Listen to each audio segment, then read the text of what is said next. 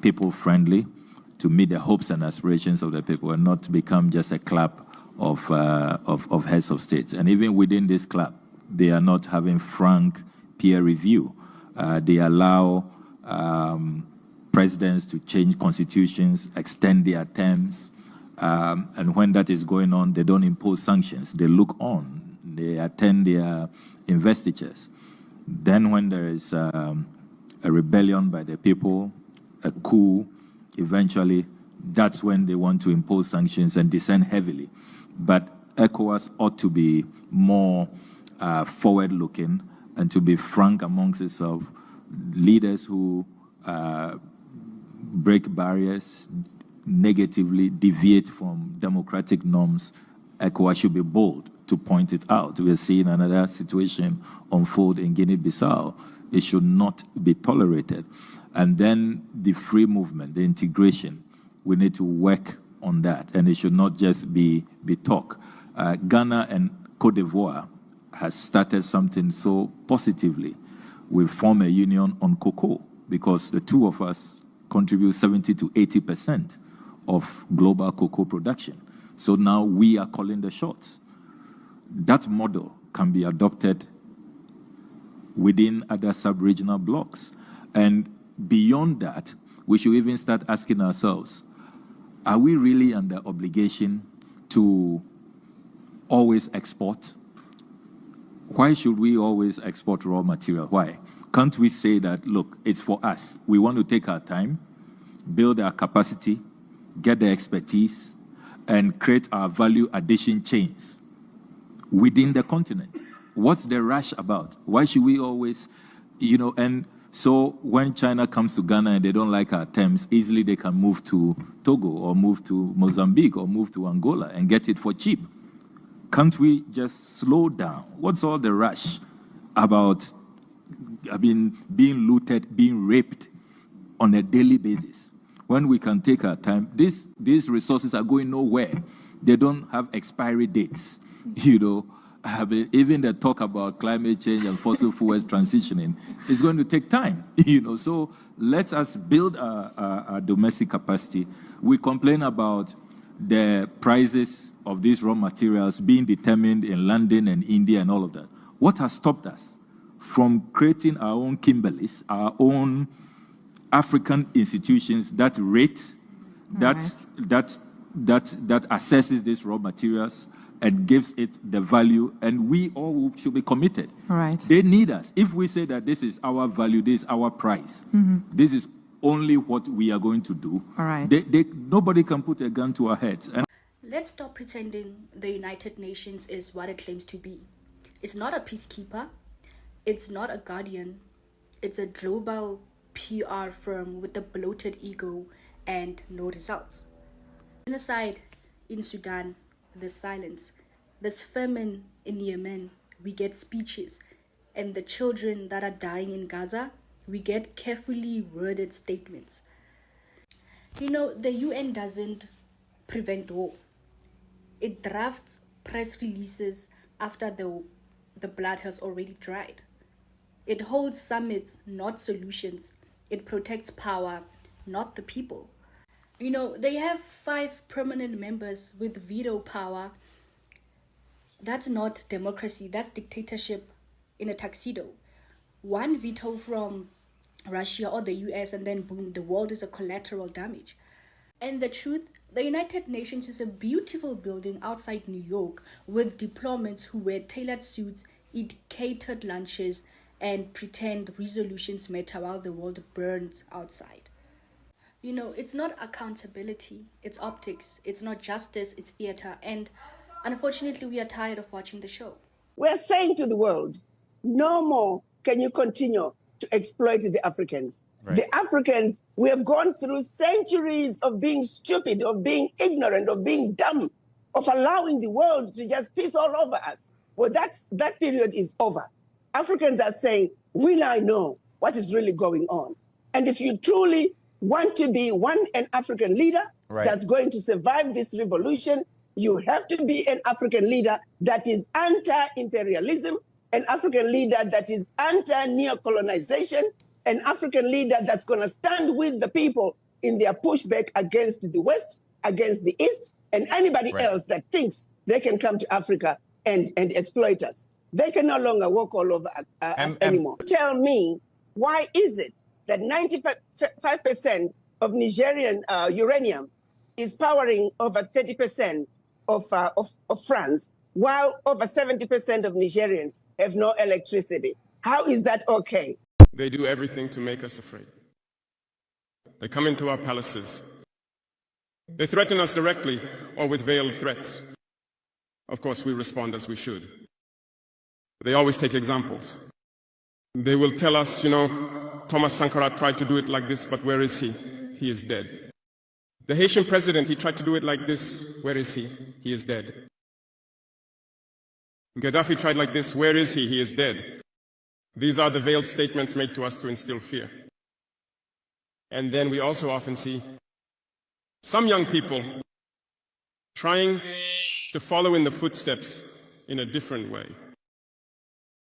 You can hear them say, such a person ruled like this, he has the sepulchre. Such a person ruled like this, he is in prison. All this to try to scare us, to make us cowards. I think they haven't understood something. When we say the homeland or death, we shall overcome, it's not just a phrase, it has its full meaning. We are not afraid and we will never be afraid. We will continue our struggle. They have undoubtedly and surely scared numerous African heads of state. You often see, when we speak or when we have the opportunity to be in certain situations abroad, we often make statements to call on African heads of state to wake up, take care of our youth, to be able to initiate our real development. We are often misunderstood. Some have responded publicly to our statements because they feel targeted. But I can assure you, youth, that when we find ourselves in their corridors, these same heads of state tell us, you are on the right track. This is what needs to be done for Africa to feel empowered. So, we ask them questions about why you don't do as we do, why you don't support us. Some tell us they are entangled, some tell us they cannot. Dear elders, African heads of state, from this platform I would like to say that African people are the most peaceful people. When you recognize the wrong, you must tell the people. Let us not be afraid tomorrow to go out and tell the people. We apologize. We have been compromised. We have ill-gotten gains. We have been constrained by many things, and we ask for forgiveness and return to the right path. If we remain in this posture of fear, we will be cowards, and history will judge us. Our children will ask questions. Our grandchildren will ask questions. We are writing history. There is no room for cowardice. All right, people. And welcome back. Now, before I do something or I go deeper to speak something, I just want to tell you to tell us, how do you rate ECOWAS, UN, and this African Union, all these bodies? How do you rate them? Do you think it is helping Africans? Do you think it is solving African problems? Because it has been so long when people have been coming out to criticize these bodies, because we have been seeing like it is not there. It was not meant for the Africans. It was not placed there to solve any African issues. Let's leave UN because it's very far.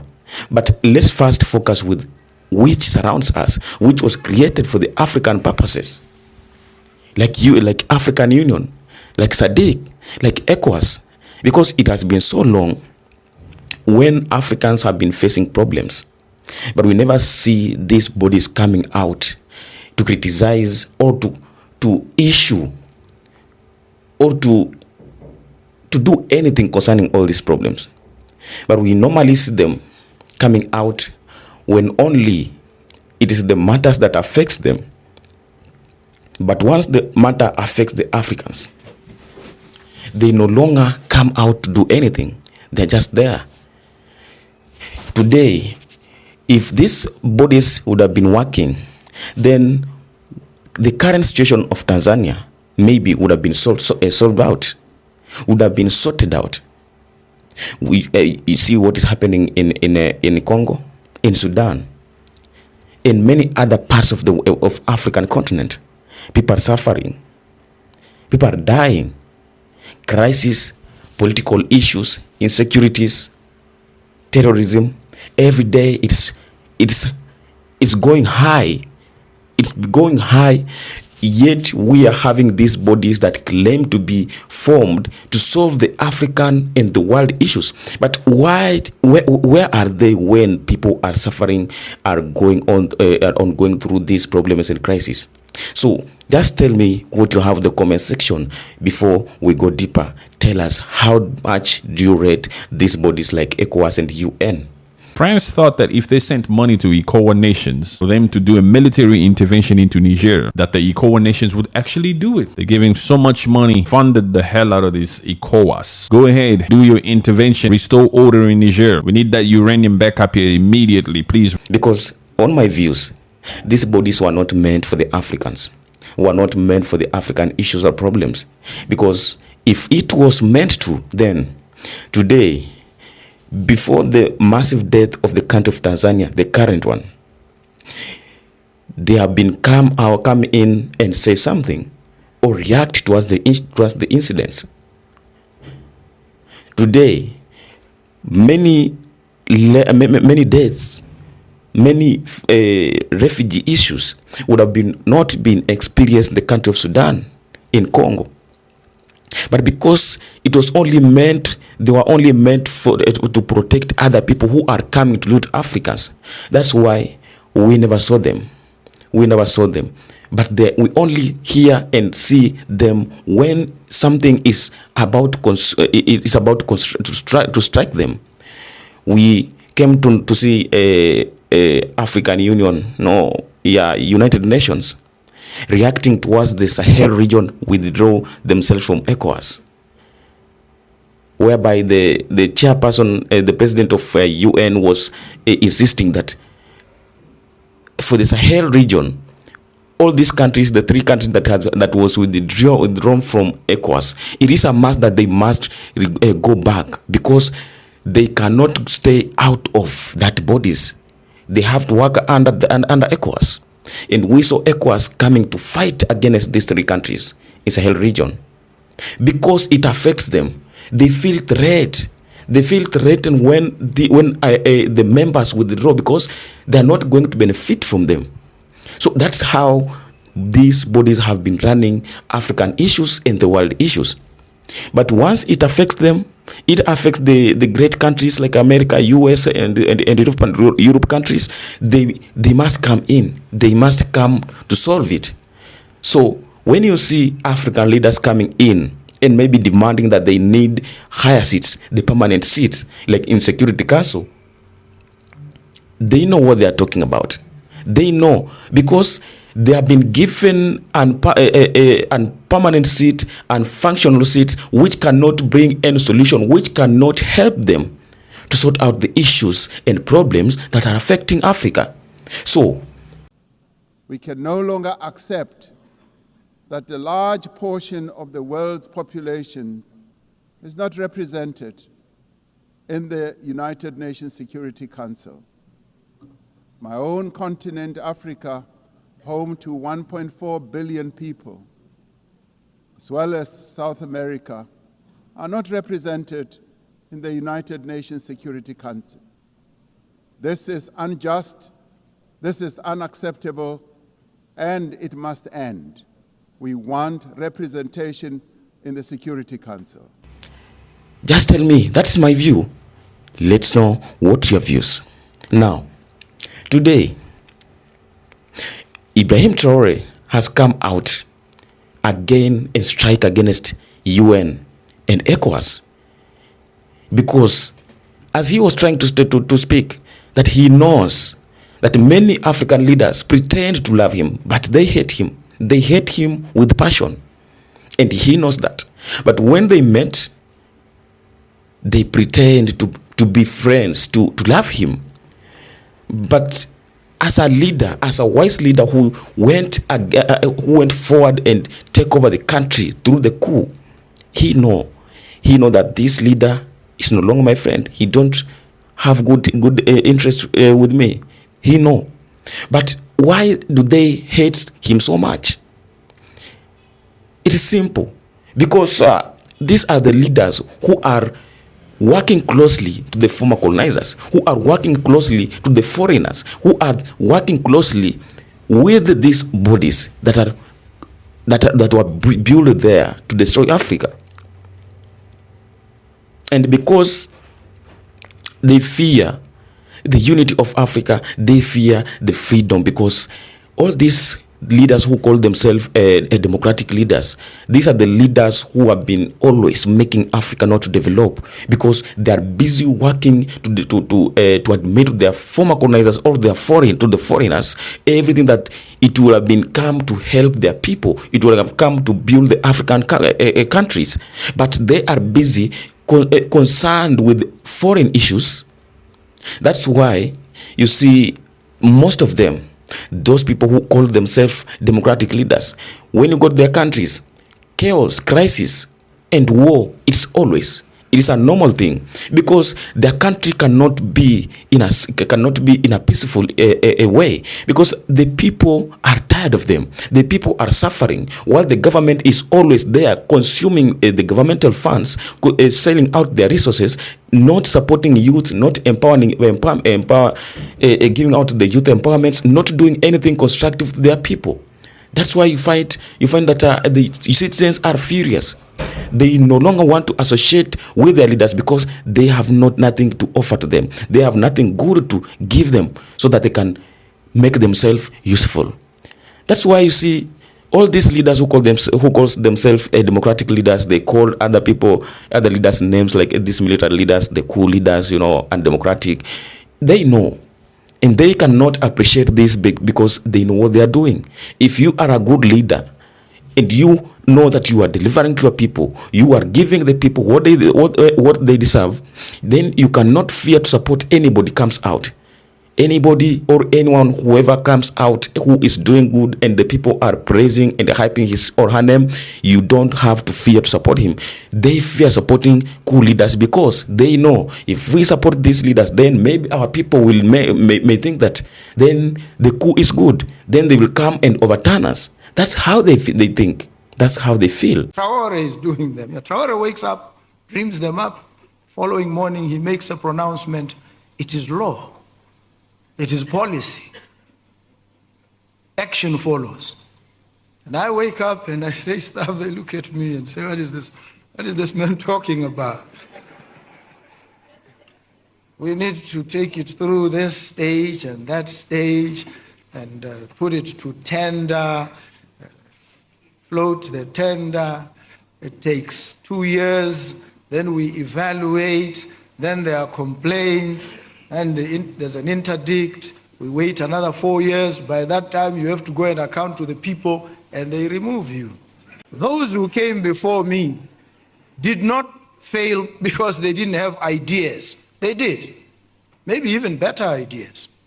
They just didn't implement them. Why?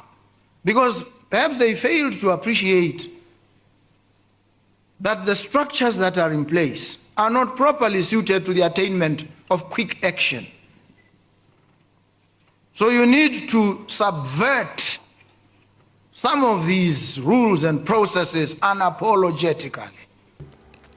So according to them, they must hate certain leaders, the military leaders, because they believe that democracy is good. They believe in a democratic governance because through this, they benefit a lot. While their people suffers every day, their countries never develop. Nothing good is happening. Nothing new is happening to their countries. So, this is not something to be surprised.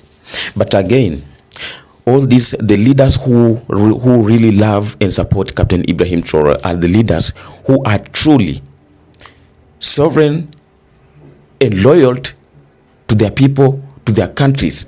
Because when I speak with these leaders, I have to mention leaders like Dumaboko, of Botswana, Namibian President Netumbo Nandi, the Ghanaian President John Mahama. These are some of the leaders who are showing much love to the Ibrahim Traore, and they are willing to work just like Captain Ibrahim Traore. I came across a clip of Dumabok when he was trying to tell his official members that he loved the way Ibrahim Traore works, because Ibrahim Traore can wake up in the morning, he comes up with a bill, and he approves it at the same day, and something start to happen. The government start to work towards that bill, and it becomes a law. And when it becomes a law, Ibrahim Traore is not going to benefit from this. But his people and the country of Burkina Faso is the one that is going to benefit from this. These leaders always think about themselves, but they don't think about the people who represent them, who they represent. They don't think about their country's future. They don't think about tomorrow's future. They only think about themselves, to enrich themselves and the people who surround them, the elites among themselves. So once they are good, they don't care. They don't care. All these bodies were made to capture Africa, to put Africa in a certain place that we as Africans, we don't have to see light. We don't have to benefit from it. We don't have to wake up. We don't have to work and know the truth. We don't know. We are just meant to be there. We wait for the help, and the help will never come during the needed time. They will make sure that we suffer, so that they keep on taking advantages to us. They keep on coming and loot our African continent. They come and loot because these bodies are being run by the former colonizers, by the Western supremacists, by the West system, the white system. They are the ones who are controlling all these bodies. All these African leaders who are there, they are just placed there as the pictures.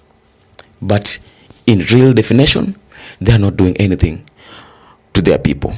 That's why I always say, and I will never stop saying this, that no matter what they say, no matter what happens, if we have to go in a military way, then I believe that that's the way we will go. Because today what we are fighting for is not to have the best democracy. It's not to have the best democratic leaders, the most learned leaders.